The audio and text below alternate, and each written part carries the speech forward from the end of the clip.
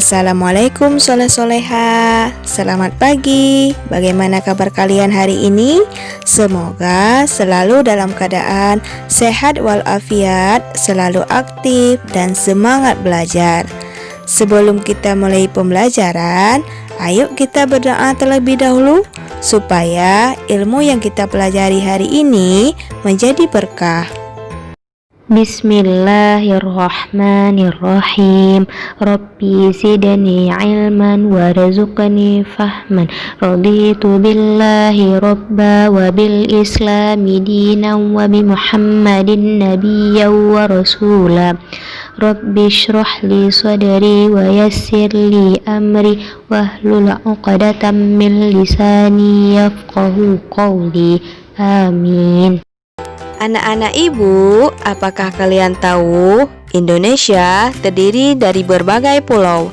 Ada Pulau Sumatera, Jawa, Kalimantan, Sulawesi, dan Papua ataupun Irian Jaya. Negara kita Indonesia terkenal sebagai negara yang kaya akan beragam budaya. Salah satu kekayaan budaya Indonesia tersebut adalah tarian daerah. Setiap suku bangsa memiliki bentuk tarian mereka masing-masing. Dengan ribuan jumlah suku yang ada di Indonesia, maka ribuan pula ragam tari daerah. Berikut ini, Bu Yanti akan menampilkan sebuah tari daerah yang berasal dari Aceh. Berikut ini cuplikannya.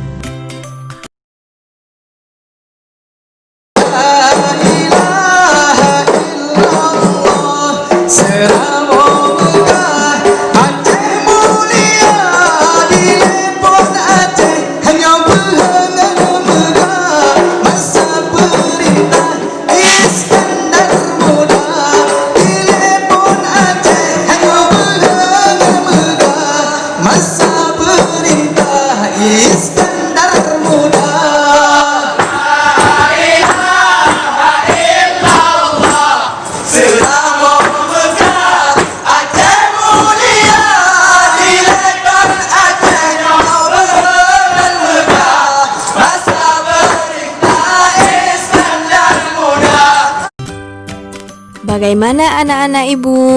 Kira-kira tarian apakah yang sudah kalian lihat tadi? Iya, benar sekali. Itu adalah tari Rapai Geleng yang berasal dari daerah Aceh. Mengapa ya setiap tarian itu selalu menggunakan gerakan tangan, kaki, maupun kepala? Anak-anak ibu, apakah sudah ada yang mengetahui? Nah, jika belum, mari sama-sama kita menyimak penjelasan berikut ini. Ternyata, dalam seni tari, gerak merupakan unsur utama yang nantinya dikreasikan dengan banyak gerakan menjadi satu kesatuan tarian yang utuh.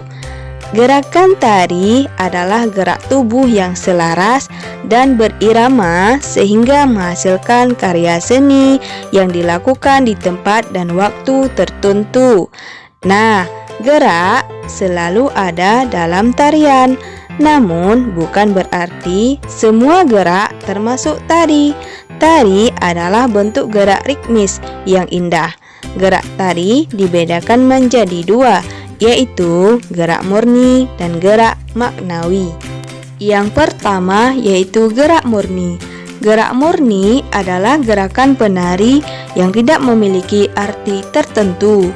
Contoh gerakannya yang pertama, berjalan di tempat, melangkah ke kanan, ke kiri, ke depan atau ke belakang. Contoh yang kedua yaitu gerakan tubuh melenggak-lenggok.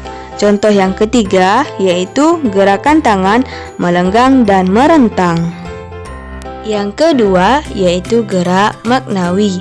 Gerak maknawi adalah gerak yang memiliki maksud yang khusus, disampaikan dengan makna dan tujuan secara spesifik. Contoh gerakannya yang pertama, gerakan menabur bunga. Yang kedua, gerakan merias wajah. Selanjutnya yaitu ada unsur-unsur dalam tari. Apakah kalian tahu apa saja unsur-unsur yang ada dalam tari? Nah, ternyata dia ada 3 unsur. Yang pertama, raga. Raga adalah seni tari yang diwajibkan untuk menampilkan gerakan badan dalam posisi duduk atau berdiri. Yang kedua, irama. Irama adalah seni tari yang wajib memiliki gerak bersifat ritmis sesuai dengan musik yang mengiringinya. Yang ketiga, yaitu rasa. Rasa adalah seni tari mampu untuk menyampaikan pesan atau suatu perasaan melalui gerakan tari dan dilengkapi dengan ekspresi penari. Selanjutnya ada gerak dasar tari.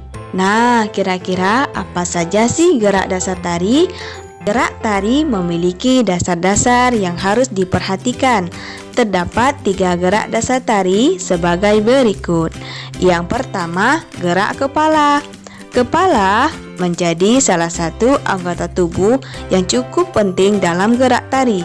Berikut beberapa macam gerak kepala. Yang pertama yaitu gerak kedet. Kedet adalah gerakan kepala dan diikuti menarik dagu. Yang kedua yaitu geduk. Geduk adalah gerakan kepala tegam dan digerak ke samping kanan dan ke kiri. Yang kedua yaitu gerak tangan. Contoh geraknya yaitu tumpang tanding. Tumpang tanding adalah gerakan 2 tangan yang disilangkan. Yang kedua yaitu lontang. Lontang adalah gerakan mengayunkan tangan kanan dan kiri secara bergantian. Yang ketiga yaitu capang. Capang adalah gerakan membengkokkan salah satu tangan. Yang ketiga yaitu gerak kaki. Contoh geraknya yaitu yang pertama duduk deku. Duduk deku adalah gerakan melipat kedua bagian kaki ke dalam. Yang kedua yaitu mincit.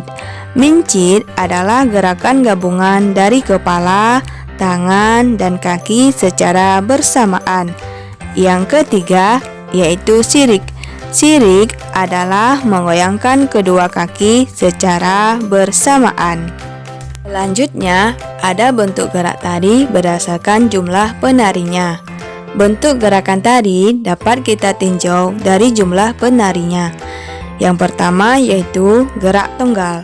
Gerak ini hanya dilakukan oleh seorang penari saja, bisa pria ataupun wanita. Yang kedua yaitu gerak berpasangan. Gerak berpasangan dilakukan oleh 2 orang penari dengan cara dipasangkan antara penari putra dan putri. Yang ketiga yaitu gerak kelompok. Gerak kelompok terdiri dari 3 atau lebih jumlah penarinya. Setelah kita mempelajari gerak tari, selanjutnya kita akan mempelajari properti dalam tari. Tahukah anak-anak ibu apa itu properti? Properti atau peralatan penari merupakan salah satu unsur pendukung dalam tari. Ada tari yang menggunakan properti tetapi ada juga tidak menggunakan. Properti yang digunakan ada yang menjadi nama tarian tersebut. Contohnya, tari piring menggunakan piring sebagai properti. Ada juga tarian yang menggunakan properti tetapi tidak digunakan sebagai nama tariannya. Contohnya, tari merak menggunakan selendang. Berikut ini nama tarian dan propertinya. Yang pertama, tari piring. Propertinya adalah dengan menggunakan piring. Yang kedua, tari kipas. Propertinya adalah menggunakan kipas. Yang ketiga adalah tari topeng. Propertinya adalah menggunakan topeng. Yang keempat, tari rapai geleng. Propertinya adalah menggunakan rapai. Yang kelima yaitu tari ranup lampuan. Propertinya adalah menggunakan cerana. Yang keenam yaitu tari tarik pukat.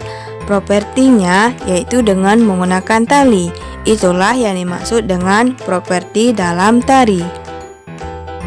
Jadi, dapat kita simpulkan bahwa tarian selalu menggunakan gerakan kaki, tangan, dan kepala karena gerakan tersebut merupakan gerak dasar tari. Dengan adanya gerakan tersebut digerakkan secara bersamaan, maka tarian akan semakin indah. Gerak tubuh dalam tari berfungsi untuk mengekspresikan suasana dalam tari tersebut. Dengan demikian, ketika kita bermain tari, maka langkah awal kita harus memperhatikan gerakan-gerakan apa saja di dalam tarian tersebut, karena setiap gerakan akan berubah-ubah. Begitu juga pada gerakan kita ketika sholat. Dalam surah Asy-Syu'ara ayat 219, Allah berfirman, "Dan melihat pula perubahan gerak badanmu di antara orang-orang yang sujud." Cukup sekian materi dan pembelajaran kita hari ini. Sebelum kita menutup pembelajaran, mari sama-sama kita membaca doa kafaratul majelis. Subhanaka Allahumma wa bihamdika ashhadu an la ilaha illa anta astaghfiruka wa atubu ilaik. Bu akhiri, wassalamualaikum warahmatullahi wabarakatuh.